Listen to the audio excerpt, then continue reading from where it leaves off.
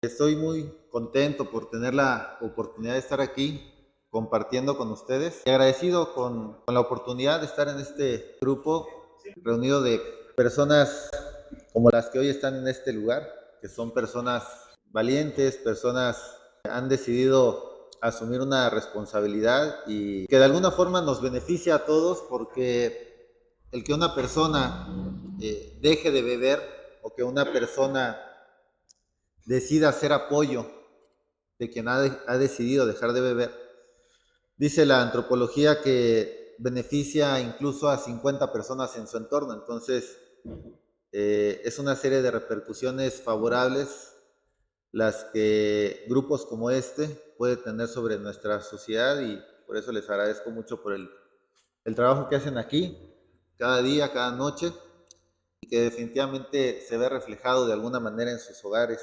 Yo siempre he pensado que se paga un costo para poder llegar a un grupo como este. Antes que venir como profesional de la salud o como psicólogo, pues vengo como un amigo más que también comparte en estos grupos y que hoy está pues contento de poder contribuir con mi granito de arena dentro de lo que me permitan servirles esta tarde para el desarrollo del tema que les voy a compartir. El tema que vamos a plantear hoy es un tema importantísimo, porque es un tema que da con la médula de toda estructura de personalidad. Y en cuanto al tema del alcoholismo, un tema también esencial para poder entender parte de las causas de lo que lleva a una persona a beber. Iniciando por qué es la culpa. Definitivamente vamos a entenderlo como un sentimiento que surge ante una situación o circunstancia en la que nos reconocemos en falta, en la que hemos reconocido que hemos cometido algún error o alguna equivocación, y algo en nuestro ser, que es propiamente la conciencia, particularmente la conciencia moral, la que nos dictamina este sentimiento para poder reparar sobre lo que aconteció. La forma natural y la forma saludable de enfrentar el sentimiento de la culpa, pues es considerarlo como un motor de enmienda para poder evitar que lo que sucedió vuelva a suceder. Sin embargo, esto no suele pasar así. Y es que vamos a entender que hay diferentes formas de afrontar la culpa. La culpa como tal no es el problema es lo que hacemos una vez que este sentimiento se instala en nosotros. Y aquí la psicología tiene dos formas de comprenderlo, que es la culpa adaptativa y la culpa desadaptativa, o como podríamos decirle de otra forma, la culpa natural o la culpa sana y la culpa patológica o la culpa enfermiza. Si entendemos la culpa desadaptativa, vamos a observar que esta es la que no nos permite aprender de lo sucedido, es la que nos roba toda tranquilidad y que de alguna forma está implicada en los procesos de ansiedad, en los procesos de angustia, en las depresiones, incluso en los trastornos obsesivos compulsivos. Es importante que observemos cómo gran parte de la patología, de todas las patologías que vivimos, están relacionadas con la culpa. Vamos a entender que la culpa tiene un trasfondo cultural. Lo que genera culpa aquí no es lo mismo que genera culpa en otras culturas o en otras sociedades. Entonces entendemos que la culpa tiene una parte aprendida y otra parte natural. Se nos enseña la culpa desde pequeños, se nos enseña qué es lo que es digno de culpa y qué no.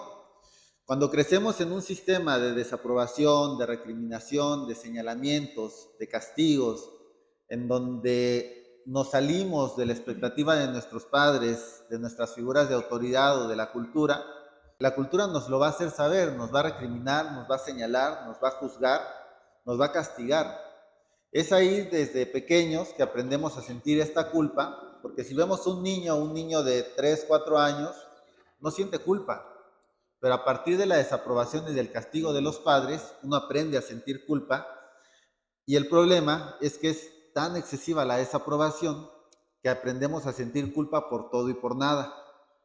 Ahora, cuando uno siente culpa, lo primero que va a hacer es experimentar una profunda vergüenza de uno mismo. Decir culpa es decir vergüenza de uno mismo. Entonces se nos enseña a sentir vergüenza por lo que somos, a sentir vergüenza por lo que hacemos. Y esta vergüenza aprendida nos genera algo que se entiende típicamente como inseguridad. Una persona insegura es una persona que constantemente está sintiendo vergüenza de sí mismo. Y al sentir vergüenza de sí mismo, no se va a mostrar, no se va a abrir, no va a compartir lo que es, porque constantemente va a estar sintiendo que lo que es no es suficiente. Entonces se instaura en nosotros a partir de la culpa un sentimiento de inferioridad y una sensación de insignificancia. Esa sensación de insignificancia y este sentimiento de inferioridad nos lleva a estarnos relacionando desde el miedo. Entonces vamos construyendo una serie de temores que nos impide relacionarnos sanamente con el otro. Entonces, al crear una brecha entre yo y el otro, porque yo siento que no soy suficiente para el otro, lo que voy a hacer primeramente es encerrarme en lo que soy o buscar formas alternativas para poder superar ese miedo a la relación y poder relacionarme con los demás. Y es ahí donde entra el tema del alcohol, porque lo maravilloso del alcohol es que al entrar en contacto con nosotros, al no ser bien procesado por el metabolismo, el hígado particularmente, desinhibe la corteza prefrontal. Al anestesiar la parte en donde están nuestras inseguridades, el pensamiento moral, los juzgamientos o los juicios de valor, esto nos va a llevar evidentemente a sentirnos liberados. Entonces, una persona alcoholizada en ese momento no siente culpa, no siente miedo, no se siente inseguro, no se siente inferior y puede cortar la brecha que hay entre uno y otro. Entonces, ya alcoholizado, la persona puede relacionarse sin tanta angustia, sin tanto temor, sin tanta ansiedad. Y al decir la relación con el otro, no solamente me refiero a las demás personas, no, también me refiero a todo lo que tiene que ver con aquello que está fuera de nuestro control, que pueden ser las personas, pero también los acontecimientos, las circunstancias, los objetos. Entonces, una vez que estamos desinhibidos, una vez que hemos perdido estas inseguridades, la relación se vuelve posible. Y como tenemos una condición los seres humanos, que es la condición gregaria, somos seres de manada, somos seres gregarios, por eso es que disfrutamos mucho de reunirnos. Y desde niños lo hacíamos, jugábamos incluso juegos individuales como podía ser el yo-yo o el trompo, y nos juntábamos entre varios. A pesar de ser juegos individuales, los disfrutábamos en conjunto, porque esa es la naturaleza del ser humano. El ser humano es un ser gregario por naturaleza. Pero perdemos esa condición gregaria por inseguridad, y esa inseguridad viene por toda la desaprobación y el maltrato que vivimos desde la infancia, que nos inhabilita o nos discapacita para poder relacionarnos con los demás. Una vez que la culpa está constantemente en nuestras formas de interactuar, necesitamos algo que resuelva la culpa. El alcohol, como un desinhibidor de la personalidad, mitiga la culpa para que yo pueda acercarme al otro, y es ahí entonces donde una persona alcoholizada puede abrirse afectivamente, emocionalmente, puede ser cariñoso, puede expresar lo que siente, tanto para bien como para mal, porque también hay personas que se alcoholizan para poder ser agresivos, para poder ser violentos, para poder agredir, para poder hacer esas confrontaciones con la esposa que no se atreven en sobriedad, porque le tienen miedo, porque el alcohólico no es otra cosa más que un niño en el cuerpo de una persona avejentada que ve a su esposa como una figura materna. Entonces, el alcohol hace que esa relación vertical que se tiene con la pareja se horizontalice en ese momento y uno puede vivir con menos inseguridad. El problema es que una vez que pasa el efecto, esa conciencia que se durmió en sus facultades para poder ejercer la represión. Porque eso es lo que hace la represión, eso es lo que hace la culpa. La culpa genera represión sobre la persona. Una persona alcoholizada es una persona que ya no está reprimida en ese momento, que se ha liberado de su propia jaula, de su propia prisión, que es su conciencia moral. Pero esta conciencia toma dato. Si bien está inhabilitada en ese momento, la memoria sigue almacenando información. Cuando pasa la ingesta alcohólica, en lo que llamamos la resaca o cruda, esa conciencia despierta nuevamente. Y toda esa información que está ahí, de todo lo que se hizo la noche anterior, está abierta para la conciencia moral. Entonces empieza la autorrecriminación que es lo que también podemos llamar como rumiaciones, y esta culpa se patologiza, porque ya no es una culpa, ya no es solamente que le faltaste el respeto a tu papá, es también que le pegaste a tu hermano, que te gastaste la quincena, te pusiste romántico con la vecina. Entonces, todo eso que hiciste mientras estabas alcoholizado y que en ese momento no te daba vergüenza, al otro día, una vez que pasa el efecto, se viene en cúmulo sobre uno mismo y es lo que llamamos como complejo de culpa. Ese complejo de culpa, que sucede a partir de autorrecriminaciones y pensamientos rumiantes, va a menoscabar la personalidad. Entonces, si de por sí mi nivel de inseguridad era grande y la fortaleza de mi personalidad era poca, cuando permitimos que la conciencia moral se volque sobre el yo a través de estas recriminaciones, disminuye más su fuerza, y si en un principio yo necesité de un estímulo externo para poder enfrentar la vida, ahora más. Entonces la necesidad de volver a desinhibirme es mayor. Y ese es el ciclo del alcohólico, que va constantemente por no tener una conciencia capaz de enfrentar esta tendencia a la culpabilidad, que utiliza un paliativo, una muleta psicológica como lo es el alcoholismo, para una personalidad discapacitada para poder sociabilizar y enfrentar la vida. Entonces, la culpa tiene una inferencia importantísima que tiene que ver con la cultura, tiene que ver también con la subjetividad, que es la historia que cada uno de nosotros vivió particularmente, y la educación y la crianza, que desde ahí crecemos en una educación con base en la desaprobación y en la imposición. Entonces, decir culpa también es decir deuda. Cuando yo siento culpa, me siento en deuda con algo o con alguien. Y es parte también de lo que la cultura instauró en nosotros a partir de la religión. Por eso mucho tiempo se decía que la religión es el opio de los pueblos, porque a través de la religión había un control sobre las personas y la culpa era un componente indispensable para poder someter a una persona. Los tiempos han cambiado, sin embargo, hay algunas cosas que antropológicamente siguen sucediendo en nosotros y es parte de lo que estamos hoy revisando, el poder analizar esta constante forma de sentirnos avergonzados por nosotros mismos, que de alguna manera nos impide tener un desarrollo de la personalidad adecuado y poder tener la funcionalidad que necesitamos para cubrir nuestras necesidades básicas y superiores. Ahora, ya que entendemos que hay una culpa desadaptativa, vamos a entender también que hay una parte adaptativa, que esa es la culpa saludable. Digamos que mientras en la culpa desadaptativa o la culpa patológica, lo único que va a suceder una vez que yo ya recapacité sobre un error, en la culpa desadaptativa voy a estarme recriminando sin generar un cambio como tal.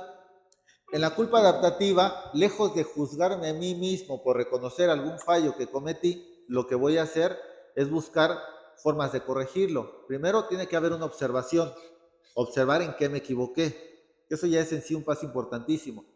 Después de la observación viene la parte de la rectificación. La rectificación es con uno mismo, uno en su propio interior o en el interno, como le llaman, hacer un análisis de lo que uno hizo y reconocer la falta que cometió.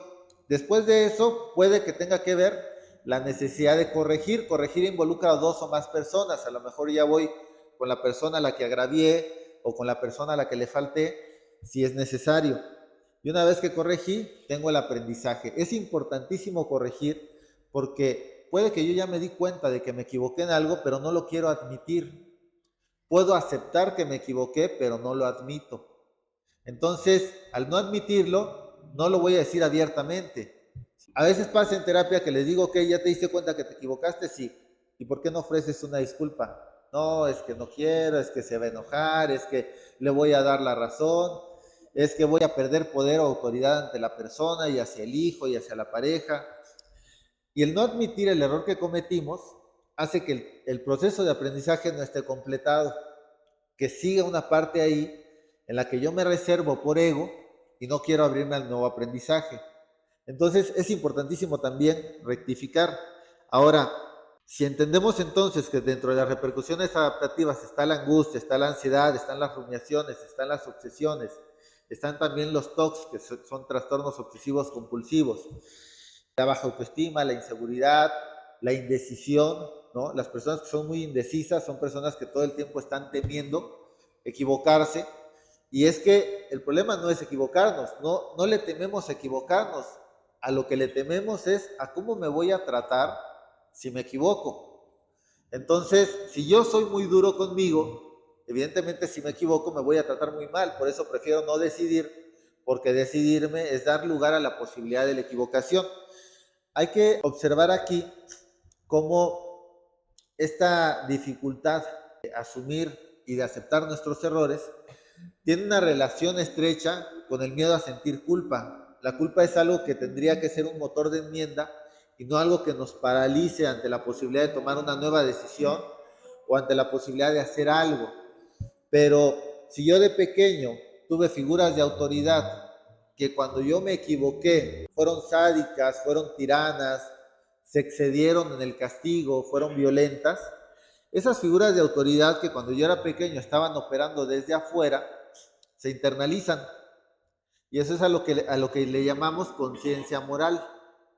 Esa conciencia moral va a ejercer en nosotros un dominio y una hegemonía similar a como la ejercieron en algún momento mis figuras de autoridad. Entonces, ahora puede que yo tenga internalizada una conciencia moral que es demasiado tirana, que es demasiado estricta, que es agresiva por demás. Entonces, el miedo ya no es hacia algo allá afuera a la hora de equivocarme y sentir culpa. El miedo es a mí mismo. Me tengo miedo a mí si me equivoco, porque yo soy mi peor juez, porque yo me recrimino, porque yo me señalo, porque no me comprendo, porque no acepto lo que soy. Y eso evidentemente nos hace ser inseguros a la hora de tomar decisiones, titubear mucho a la hora de tomar las decisiones, no tener autoconfianza, y eso va degradando nuestra personalidad. Incluso ese es el motivo número uno de la codependencia.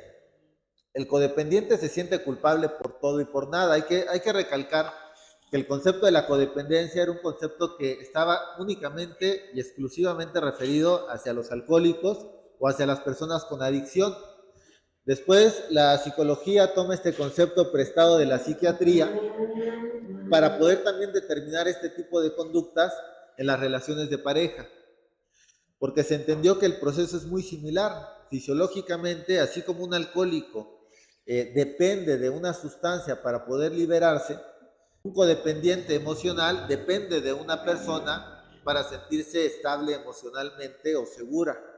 Entonces, ¿cuál es el componente de la culpa en todo esto? Pues que la culpa nos resta la confianza que necesitamos para poder seguir adelante, y por eso buscamos objetos de seguridad.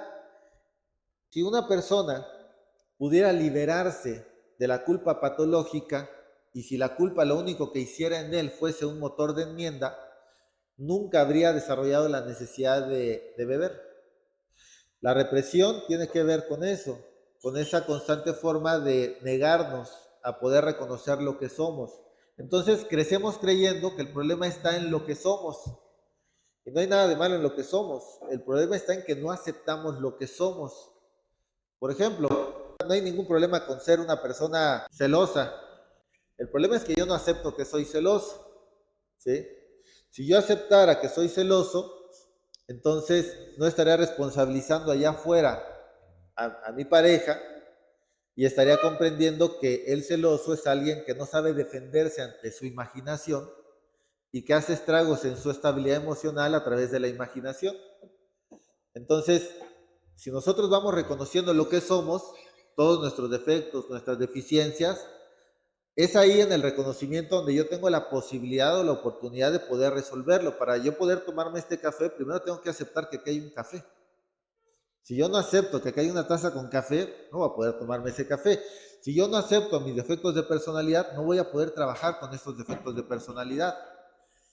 Y muchas veces estos defectos surgen por la pésima relación que tengo conmigo mismo. Pero la relación que tenemos con nosotros no la identificamos con claridad. Lo que identificamos es la relación con el otro. Pero la relación con el otro solo es un reflejo de la relación que sostenemos con nosotros mismos. Es decir, a través de la relación interpersonal se logra la relación intrapersonal. cómo se estructuró nuestra personalidad a través de la relación con el otro. ¿Quién fue ese primer otro? Nuestros padres. Desde ahí fracasó nuestra primera sociabilidad. Cuando el hijo ve las frustraciones y los conflictos que hay entre mamá y papá, eso genera en el hijo insatisfacción. Esa insatisfacción, cuando crece, se desarrolla y se convierte en miedo patológico. Entonces, si yo no entiendo cómo estoy estructurando internamente mi personalidad, porque si bien es cierto que la base de la personalidad, dice la psicología, se estructura en los primeros 7 años de vida, en la parte psicológica y la parte psicosocial hasta la adolescencia, vamos a entender cómo se estructuró la personalidad a través de lo interpersonal, a través de la relación con los padres, con los hermanos, con las figuras de autoridad, tíos, abuelos, hermanos mayores, primos. ¿Cómo vamos a sanear la personalidad? A través de lo interpersonal. Por eso es que la terapia grupal tiene resultados muy importantes que la terapia individual no puede lograr. Por eso es que la terapia colectiva, en donde se establecen relaciones de respeto, en donde se establecen relaciones de compañerismo, donde hay vínculos de empatía, donde hay intimidad, ahí hay una distancia muy corta. La distancia más corta con el otro está dada a través de la intimidad. Alejandro me hizo favor de pasar por mí para venir hacia acá, y a pesar de nunca haber sostenido una conversación antes con él, veníamos platicando sobre nosotros, y al reconocernos como personas que estamos involucrados en grupos, fue fácil la intimidad, hubo una identificación fácil. En poco tiempo yo me sentía muy cerca emocionalmente de él, porque abrir tu corazón ante el otro te acerca fácilmente. Pero ¿qué es lo que hace el alcohólico? El alcohólico se cierra y solamente tiene una forma de abrir su corazón, y es el alcohol. Por eso no es que el alcohólico desee el alcohol. Tal vez lo que desea es abrir su corazón, tal vez lo que desea es no sufrir de la culpabilidad constante. Entonces vamos entendiendo, al menos desde la psicología, que el alcohol no es el problema del alcohólico. El alcohol es la solución del alcohólico a muchos de los problemas que están en su personalidad, por mencionar algunos de los que ya les he mencionado. Entonces, hay una relación importante al sentir esta vergüenza de nosotros constantemente con la autopunidad. La autopunidad es la forma en la que nos castigamos a nosotros mismos porque no cumplimos con las expectativas que tenemos sobre nosotros mismos. Primero, estas expectativas vienen desde nuestros padres, pero con el tiempo vamos entendiendo que esas expectativas las hemos apropiado de alguna forma y ahora nosotros las ejercemos constantemente sobre nosotros mismos. Dentro de la psicología hay una vertiente que a mí me gusta mucho utilizar, y es la vertiente psicoanalítica. Dentro del psicoanálisis se entiende la estructura de personalidad a través del desarrollo de la psicosexualidad. Si nosotros crecemos en una cultura donde la sexualidad está vista con culpa, como algo que es pecaminoso, como algo que no se tiene que hablar, esta vergüenza que tenemos por nuestra propia sexualidad, ya ni siquiera una homosexual, el ejercicio de la heterosexualidad, el sentir deseo sexual, el ejercicio de la sexualidad desde la temprana edad, al ser reprimida, nos hizo desarrollar vergüenza sobre nuestra propia sexualidad también. Entonces, vamos creciendo con un conjunto de represiones en donde prácticamente se nos prohíbe ser lo que somos. Y es que dentro de las estructuras psíquicas que maneja el psicoanálisis, maneja 3 principales, que es el yo, el ello y el superyo. El superyo es lo que llamamos conciencia moral. Sigmund Freud le llamaba el polizonte, que es como una autoridad que está dentro de nosotros supervisando todo lo que hacemos. Erich Fromm le llama el negrero, esa conciencia que nos explota, que nos exige, que todo el tiempo nos está diciendo, debes hacer esto, debes hacer aquello. Esa conciencia del deber ser. Esa es la conciencia del superyo, que es una conciencia preconsciente que fue instalada en nosotros, como hoy instalamos aplicaciones en nuestros celulares. Así desde pequeños fue instalada en nosotros esta conciencia a través de la forma en la que interactuamos con la cultura. Y nuestra cultura, la cultura latina, la cultura del mexicano, una cultura sumamente represiva, es la que va a desarrollar esta conciencia. Y es que crecimos en una educación en la que se nos enseñó a ser sumisos. Nuestros padres con sus autoritarismos nos enseñaron la obediencia.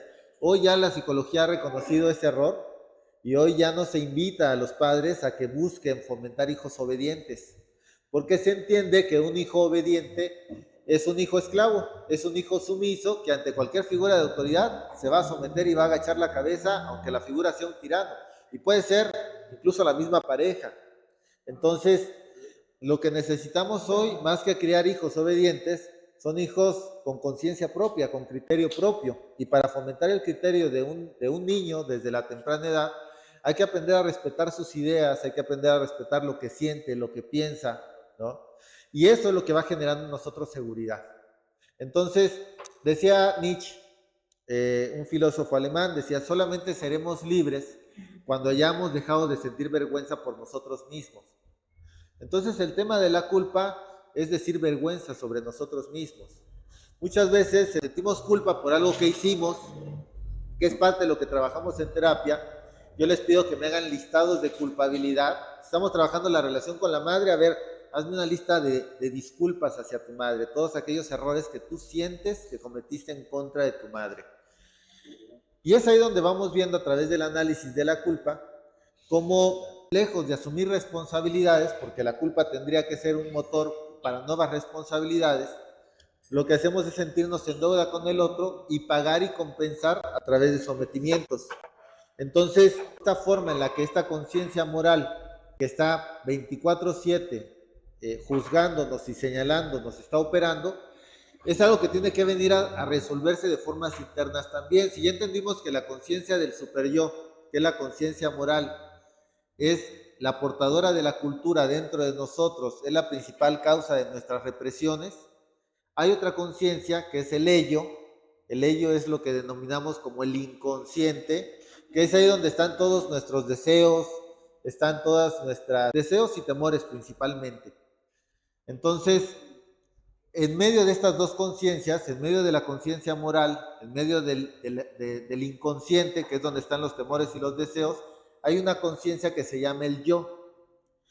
El yo es la conciencia consciente, ¿sí? Ahorita todos los que estamos aquí estamos a través del yo analizando lo que se está diciendo. Es ahorita el yo el que se está ejerciendo. Si estuviésemos en un gimnasio, así como dice, hoy me toca pecho, hoy me toca brazo, en estos grupos hoy toca conciencia, ¿sí? La conciencia es como un músculo que si se ejercita, se desarrolla, se fortalece, pero si se deja de ejercitar, se debilita. Y si tenemos una conciencia superiórica, una conciencia moral tirana, sádica, castigadora, que en momentos anteriores nos reprimió, y tenemos un ello, que es donde están nuestros deseos, y son deseos destructivos, son deseos insanos, entonces lo único que nos puede salvar de la conciencia moral y de los deseos autodestructivos es el yo. Por eso es que se dice que el alcoholismo no se cura. Realmente lo que no se cura es la personalidad. El alcoholismo es un síntoma de la personalidad, que no por no ser alcohólicos significa que no tengamos todos estos síntomas. Yo no pasé por un alcoholismo como tal, pero tengo todos los síntomas neuróticos de todos los que estamos aquí. Nada más que yo no utilicé el alcohol, ¿sí? Utilizaba otras formas tal vez de evadirme o de evitar mi verdad. Entonces, si nosotros estamos aquí, mientras estemos fortaleciendo esta conciencia, esa conciencia de nuestra enfermedad, esta conciencia de nuestra forma de interpretar la vida, porque al final lo que llamamos enfermedad no es más que una forma equivocada de interpretar la vida. Lo que hacemos aquí es ir cambiando esas formas de interpretación, es ir sumando nuevos argumentos y haciéndonos de nuevas herramientas que nos permitan no caer en aquellos viejos patrones. Entonces, ¿qué pasa si un alcohólico deja el grupo? Esta conciencia se debilita porque no se sigue ejercitando y entonces otra vez volvemos a los patrones en donde la conciencia moral nos está reprimiendo y los deseos nos están desbordando, nos están rebasando. Entonces, por poner un ejemplo de cómo opera la culpa es el único poder que tiene la conciencia moral sobre el yo. Solo tiene un arma la conciencia moral y es la culpa, pero con esa le basta para poder ejercer un dominio constante sobre el yo. Si yo, por ejemplo, soy un hombre casado y de pronto voy a la oficina y llega una compañera nueva y me llama la atención, ahí hay deseo, ¿sí? Pero la conciencia moral me dice, no, porque eres un hombre casado, porque tienes esposa, porque tienes hijos, y permitirte este deseo te va a traer muchos problemas. Pero el deseo sigue ejerciendo su pugna, el deseo es incansable, el deseo sigue exigiendo al yo su realización. El yo está siendo agobiado por el deseo y al mismo tiempo está siendo prohibido por el superyo. Entonces el yo está en medio, el deseo le dice, acércate a la compañera nueva, y el superyo le dice, no lo hagas, está prohibido. Y entonces el yo está en medio y no sabe qué hacer, porque le sirve a dos amos, porque no tiene autonomía y no tiene fuerza. En teoría, el yo es el capitán, pero solo en teoría, porque realmente no crecimos en una cultura que fortaleciera el yo.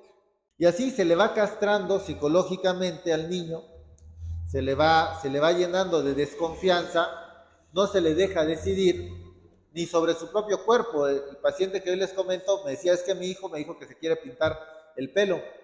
Y yo ya le dije que está prohibido, que mientras viva en mi casa son mis reglas, y que una vez que él salga de mi casa, entonces él puede hacer con él lo que él quiera. Estoy hablando de un chico de 15 años, ¿sí? Entonces no tiene libertad ni para ejercer en su propio cuerpo algún cambio o alguna modificación. Entonces, el nivel de inseguridad que este chico tiene es terrible. Si ustedes convivieran con él, es un niño, es un chico de 15 años, pero parece de 10 años, está muy infantilizado. La infancia no se supera con los años, ¿no? Podemos tener 40, 50 años y seguir siendo niños.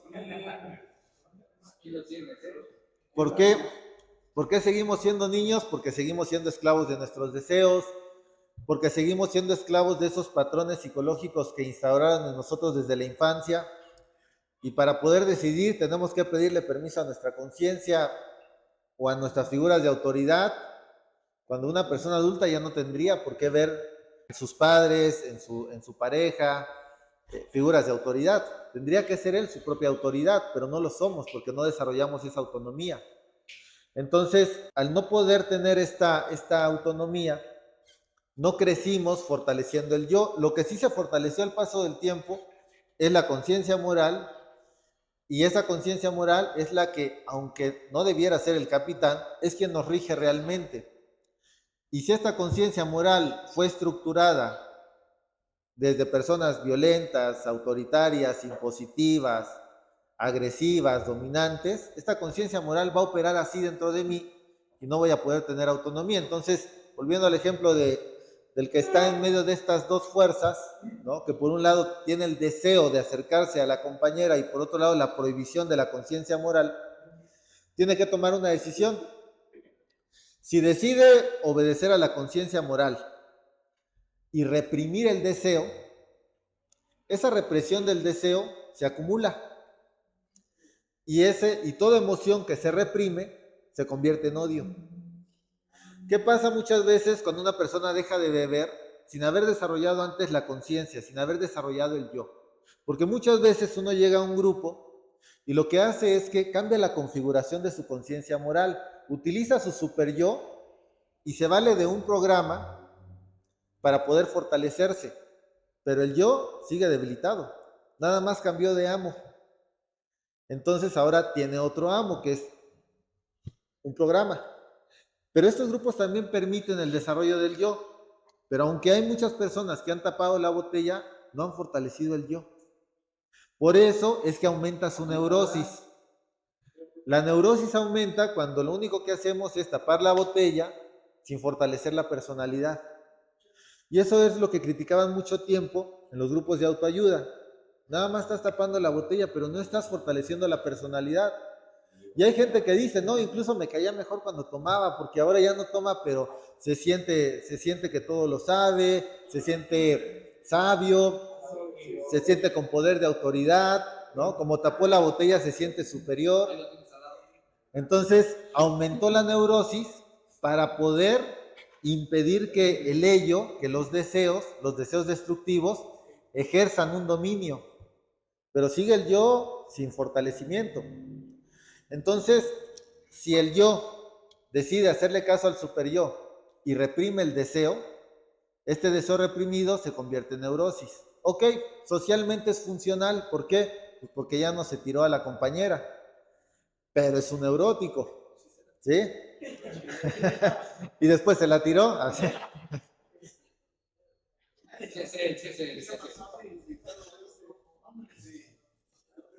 ¿Qué pasa si decide dejar de lado la conciencia moral y se va sobre la compañera? Le da rienda al deseo, experimenta el placer, pero el superior le va a castigar. ¿Con qué? Con la culpa. ¿Qué va a hacer? Una vez con culpa, después del hotel, de dejar ir a la compañera, pasa por unas flores y llega a casa con la esposa. ¿Ah? O le,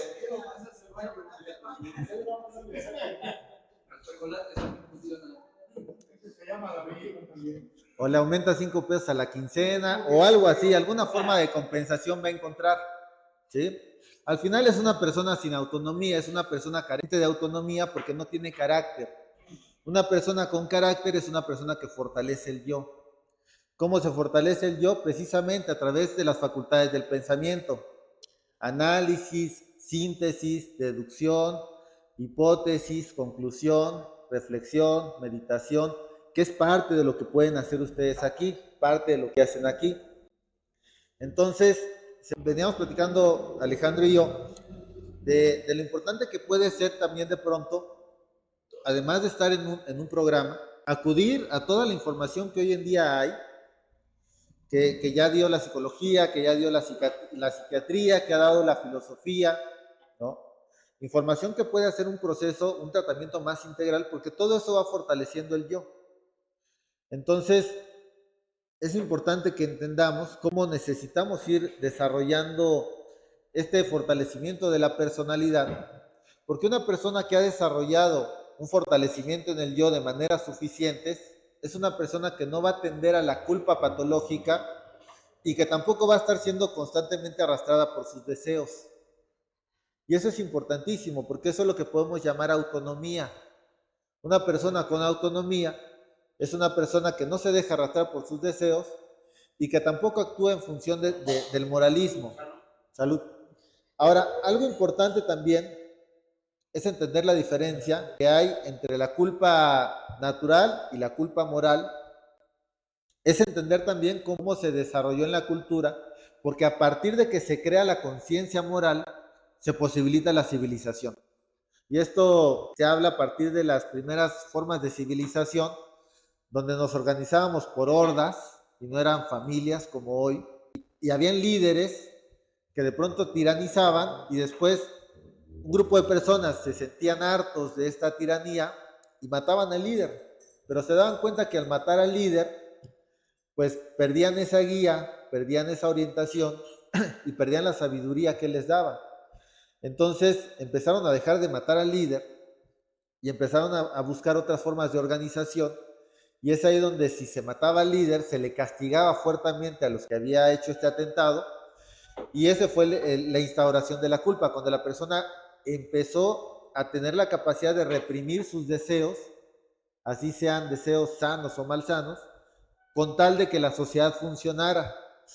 Entonces, cuando crecemos en una sociedad en donde le estamos dando prioridad a la sociedad, al bien colectivo, por encima del bien individual, es cuando se crea la civilización y cuando empezamos a crear sociedades. El problema es que caímos en un exceso.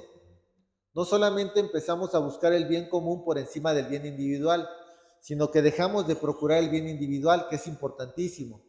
Entonces nos volvimos personas que únicamente estábamos buscando el beneficio de la sociedad a costa de nuestra felicidad individual. Hoy estamos en el otro extremo. Hoy estamos persiguiendo la felicidad de formas individuales sin importarnos el bienestar colectivo. Estamos en el otro extremo. El equilibrio sería entender que no puede haber un bienestar individual si no es a través de un bienestar colectivo. Por eso es que el principio de AA es ayudando a otro te ayudarás a ti mismo. Porque al paso del tiempo, cuando estaban intentando ayudar a personas que estaban en situación de calle o alcohólicos, los cofundadores decían, pues ya llevamos tiempo y todos los que hemos traído eventualmente terminan otra vez bebiendo. Y uno le dice al otro, pues sí, pero yo ya no he bebido. Y el otro dice, pues yo tampoco. Mira, ya ayudamos a 2 personas. Aparentemente no habíamos ayudado a nadie, pero ya ayudamos a 2 personas. Entonces se logra esta premisa que es ayudando al otro como te ayudas a ti mismo. Y es por eso que funciona la terapia grupal y es por eso que bajo esta conciencia necesitamos desarrollar la fortaleza para entender que para que yo tenga un bienestar, necesito también procurar o fomentar el bienestar de mi semejante. Vuelvo al ejemplo del tipo que tiene a la compañera. Si él desarrolla la conciencia del yo, más allá de si está permitido o no está permitido una infidelidad, que eso es conciencia moral, más allá de si desea o no desea tener relaciones sexuales con la compañera, que ese es inconsciente, desarrollar una conciencia de qué tan conveniente es para él y para su entorno permitirse eso. Entonces podríamos lograr tal vez una fidelidad sin moralismo, que no sea el moralismo lo que nos lleve a ser buenas personas. El problema es que hemos procurado más mostrarnos como si fuésemos buenas personas que lo que nos ha interesado verdaderamente trabajar en ser buenas personas. Yo siempre he creído que no existen las buenas personas. Yo creo que solamente existen personas que han desarrollado una conciencia mayor sobre sí mismos, que les ha permitido de alguna manera enfrentar sus escenarios más allá del moralismo. Si entendemos el moralismo como la forma en la que yo juzgo y señalo a los demás, a diferencia de la moralidad, una persona moral es una persona que se deja llevar por sus valores morales. Una persona moralista es una persona que está señalando a los demás moralmente. Entonces, dice Nietzsche, estamos en una sociedad en donde las personas son lo menos morales y lo más moralistas posibles. Al mismo tiempo que no nos ha interesado actuar en función de los valores morales, nos ha interesado mucho estar señalando en los demás la inmoralidad. Entonces estamos queriendo fomentar culpas. Por eso en una discusión, lo primero que hacemos es tratar de culpabilizar al otro. No, es que tú me hiciste, sí, pero tú me hiciste primero. No, pero tú me hiciste aquella vez. Sí, pero en 1986 tú me hiciste, ¿no? Porque si yo logro que el otro se sienta culpable, el otro se va a sentir en deuda conmigo. Y eso es lo que busco. Busco que el otro se someta ante mí. Cuando lo que verdaderamente deberíamos de perseguir es someternos ante nosotros mismos, que es lo que llaman aquí la autoderrota también. Entonces, la verdadera batalla no es la de Juan contra Pedro o la de Pedro contra María, es la de Pedro contra Pedro, es la de Juan contra Juan. Y esa es la única justa a la que no le queremos entrar.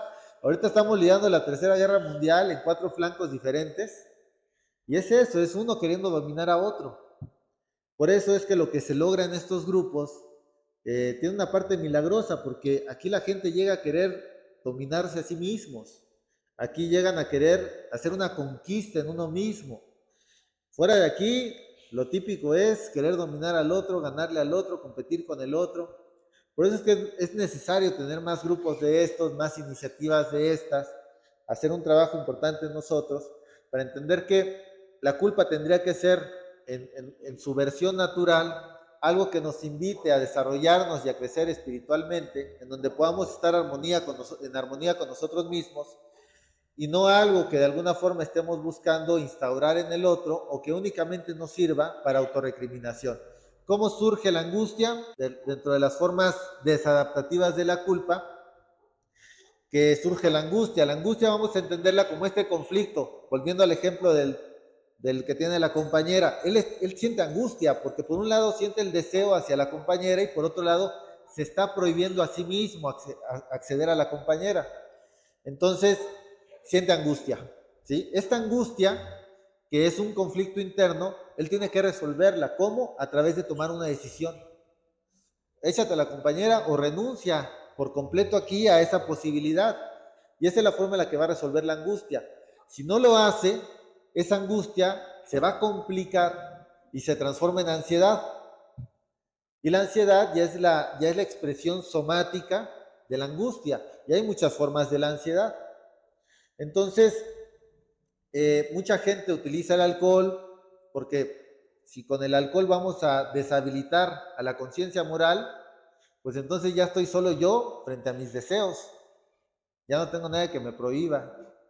Y si yo deseo bailar, voy a bailar, porque ya no tengo esa conciencia que me va a decir, te ves ridículo, no sabes bailar, se van a burlar de ti. ¿Ah? Pareces oso. Pareces oso.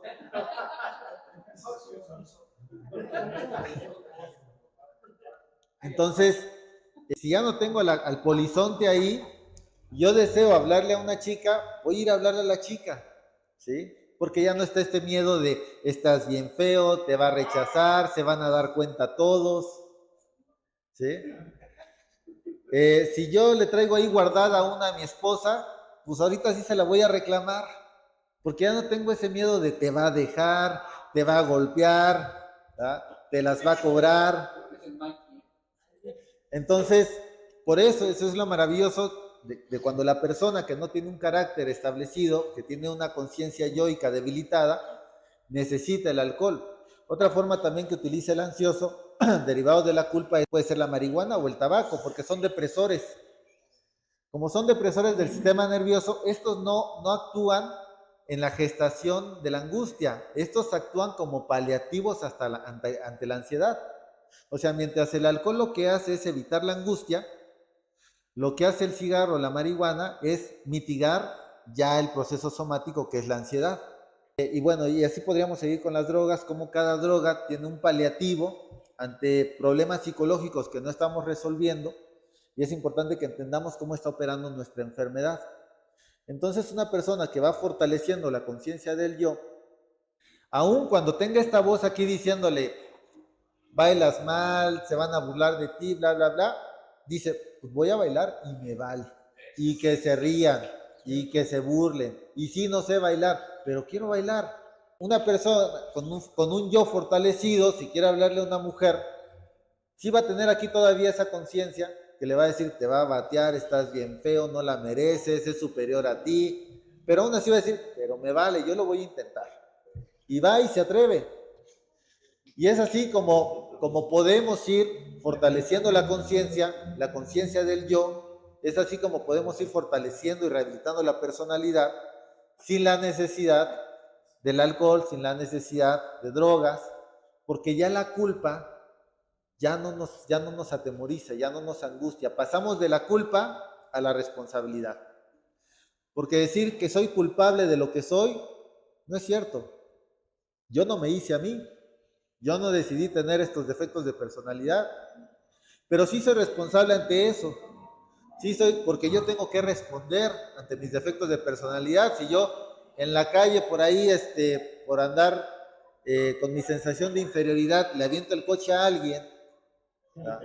Y se baja y me golpea, yo no le voy a decir, no, espérate, es que mis papás fueron los que... No, yo soy el que va a tener que responder ante esas deficiencias de personalidad en el momento. Entonces, si bien no somos culpables de la personalidad que tenemos, sí somos enteramente responsables de qué hacemos con ella. Sartre, que es un filósofo francés, dice, somos lo que hacemos con lo que hicieron de nosotros. Aquí la pregunta es, ¿qué hemos hecho de nosotros? Porque la gran mayoría hicieron algo de nosotros, la sociedad, la cultura, nuestros padres, nuestro pasado, nuestras historias de vida, hicieron algo de nosotros, pero la gran mayoría de las personas mueren sin haber hecho algo con eso.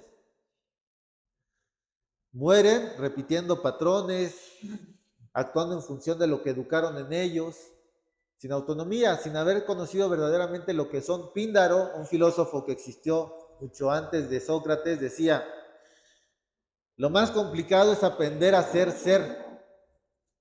No somos lo que somos. Ni somos lo que somos, ni somos lo que deberíamos de ser. Estamos en una mediocridad del ser, porque ni nos atrevemos a ser lo que somos por miedo, por inseguridad, por miedo al rechazo, por miedo a la humillación, pero tampoco tenemos la disciplina y la fortaleza de ser lo que se supone deberíamos de ser, esta sociedad nos indica.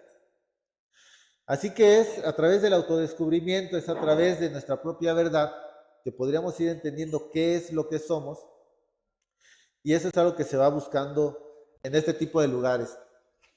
Por eso creo que entender cómo se estructura la culpa, cómo se elabora, cómo necesitamos enfrentarla, puede ser algo que va a ayudar mucho dentro de los procesos de recuperación. Entonces, el poder a través de los demás ir perdonando lo que somos, porque en alguna ocasión yo escuché a un filósofo decir que el ser humano puede perdonar todo menos ver feliz a otro. Cuando yo lo escuché, dije, no, no es cierto. No, pues a mí me da gusto ver feliz a mi mamá, a mi hermano, pero con el tiempo cada vez me queda más clara y más cierta esa verdad. La felicidad del otro pareciera que nos reafirma nuestra miseria en ocasiones. Si una persona no se asume feliz, la felicidad del otro le estorba. Lo mismo que cuando una persona en un grupo de 5 alcohólicos amigos y uno deja de beber, ahí ustedes lo pueden comprender mejor. Le estorba a los demás, dice, uy, ya viene el que se siente mejor, ¿ah? Porque de alguna forma hay una envidia de cómo él sí pudo dejar, porque yo no puedo, y es más fácil juzgar y señalar al otro, prefiero que recaiga, para yo no sentirme miserable, débil, impotente, incapaz de poder enfrentar lo que soy. Y lo mismo ocurre con la felicidad. La única forma en la que a una persona le puede dar gusto a la felicidad de otro es siendo feliz. Pero si no somos felices, la felicidad del otro nos genera envidia. Y cuando yo escuché esto, que el ser humano perdona todo menos ver feliz a otro, después con el tiempo comprendí otra cosa que puede ser aún peor. No solo no perdonamos la felicidad del otro, no perdonamos nuestra propia felicidad, porque precisamente nos sentimos culpables, nos sentimos inmerecedores. Hay algo que llama Freud el fracaso del éxito, y es que Freud dice que cuando nuestro éxito supera el éxito de nuestros padres, nos genera culpa. Cuando uno de pronto tiene cosas que nuestros padres no tuvieron, nos sentimos culpables. Y si no identificamos conscientemente esa culpa, nos vamos a sabotear, porque nos sentimos incómodos teniendo aquellos privilegios que nuestros padres no tuvieron. Y lo vamos a sabotear y vamos a perder ese éxito para ya no sentirnos tan culpables. Entonces, la culpa opera de formas muy sigilosas, es silenciosa y hay que aprender a identificarla. Normalmente la gente cuando llega a terapia no llega diciendo siento culpa, ojalá, ya, eso significaría que ya lleva un proceso avanzado. No, la gente llega con una serie de temores e inseguridades irracionales, que eso es la ansiedad. La ansiedad es un temor irracional, que en tanto se verbaliza, se pone en palabras y se analiza, pierde fuerza. Les voy a contar un caso muy particular que a mí me encantó, de un paciente. Este era un chico de 18, 19 años, y él llega a terapia diciéndome que no sabe por qué, pero él siente que su hermano lo quiere matar. Su hermano, al que él le llevaba un par de años nada más de edad. Y le dije, ¿por qué crees que tu hermano te quiere matar? No sé, dice, pero sueño con eso, todo el tiempo tengo ese miedo. Le dije, ¿le hiciste algo a tu hermano? Le digo, ¿le hiciste algo a tu hermano? Y me dice, no. ¿Te llevas mal con tu hermano? No, me llevo súper bien. Yo decía, ¿de dónde saldrá ese miedo o esa angustia? De algún lado salió. Entonces empieza a explorar la relación con el padre. A ver, ¿cómo te llevas con tu papá? No, yo soy la adoración de mi papá. Dije, por ahí va. A ver, cuéntame. Pues sí, para mi papá, como yo soy el mayor, yo soy el Golden Boy, ¿no? Yo soy el que va a ser exitoso, el que todo hago bien. ¿Y qué pasa con tu hermano? No, pues a él lo humilla, a él lo menosprecia, a él lo sobaja. Dije, cuéntame anécdotas. Una ocasión, y si estábamos en una reunión familiar, y mi hermano y a mí nos gusta el fútbol, pero pues yo juego mejor que él. Entonces mi papá dice, no, mi hijo este es un fregonazo para el fútbol, este va a ser profesional. Y le dice, por ahí alguien le preguntó, ¿y él? Ah, sí está bien tonto. No, este no le sabe. No, pero este sí va a ser un fregonazo. Y así como esa anécdota, me contó tantas otras que no tenían que ver con el deporte, pero en donde para su papá, el hijo mayor, siempre tú vas a hacer aquella realización que yo no pude ser, a costa de humillar al otro. Pues obvio, él decía, pues mi hermano me ha de odiar, porque a costa de él, mi papá me pone a mí en bien. Y a él lo han humillado muchas veces por mi culpa. Esto no es algo que él haya dicho tal cual, pero es algo que yo analicé y cuando se lo hice ver me dijo, por ahí va. Entonces de ahí su miedo a que en algún momento su hermano lo matara porque pues él le ha robado todo el cariño, toda la aceptación y toda la admiración del padre. Hay otros casos donde las personas me dicen, es que no sé por qué, Toño, pero siento que algo malo me va a pasar. ¿Pero qué? ¿De dónde sacas esta idea? No lo sé, pero siento que o una enfermedad o es culpa. Lo que pasa es que no identifican en dónde está la culpa, de dónde viene. Pero todo aquel que tiene culpa de algo siente la necesidad de un castigo. Porque una vez que soy castigado, ya pagué. Me libero de la culpa. Y por ejemplo, podríamos hablar del hipocóndrico, ¿no? El que le sale un granito y dice, no, esto es cáncer. ¿Ah? Esto me va a matar. ¿Ah? O empieza una relación y dice, me va a abandonar. No, me va a dejar. Me va a poner el cuerno, estoy segura. ¿De dónde salen esas ideas? De un deseo inconsciente de ser castigados. Es la culpa otra vez. Entonces, es un tema complejo, es un tema que hay que profundizar y creo que es un tema importantísimo porque si nosotros analizamos nuestra vida y ponemos sobre la mesa cuántas de las cosas que hacemos o que no hacemos son por miedo a la culpa, nos vamos a dar cuenta que es la gran mayoría de cosas que hacemos.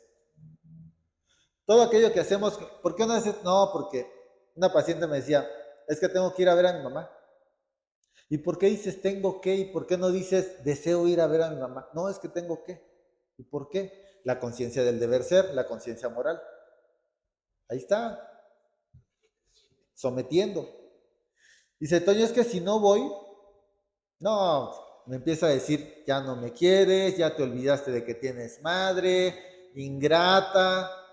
Y como todo eso que dice su mamá encaja muy bien con su propia conciencia moral, claro, viene de su madre esa conciencia, hace match y ella se siente terrible. Entonces, como nadie quiere sentir eso, pues mejor atravieso toda la ciudad para ir a verla. Y luego dice, llego y mi hermana no va. Y le marco a mi hermana, oye, ¿no vas a venir a ver a mi mamá? No. ¿Y por qué no? La hermana que no quiere ir es la hermana menor. Normalmente a los hermanos mayores o a los hijos primogénitos es a los que nos toca más el tema de la culpa, más la represión, normalmente, no siempre. Y la hermana le dice, no, pues porque no quiero. Ah, mira, o sea, ya te olvidaste que tienes madre. O sea, eres una mala hija. Y ella empieza a decirle a su hermana lo que su madre le dice a ella. Y le digo, en el fondo tienes envidia de que tu hermana sí es libre. Y le dice, ¿y tú cuándo vas a venir a mi mamá? Cuando tenga ganas, cuando quiera. Ese es un ser libre. Pero de esos casi no hay. Normalmente somos esclavos. Y somos esclavos que estamos buscando cambiar a un amo más benevolente, más complaciente. Por eso muchas veces el fanatismo. Entonces, podría seguir dando ejemplos y ejemplos de cómo opera la culpa en nosotros, de cómo es un síntoma bastante evidente de la neurosis y de una persona sin carácter o falta de autonomía. Así que si queremos ir fortaleciendo el carácter, algo que tendríamos que empezar a hacer es identificar en dónde están mis culpas y hacer lo que sea que haga, hacerlo desde la conciencia y no desde el deber ser. Una vez en una terapia, yo cuando doy terapia, estoy tomando notas y anoté 67 veces que la persona dijo, tengo. No, Toño, es que yo tengo que hacer esto porque si no tengo que hacer, y luego esto, y debo, tengo y debo.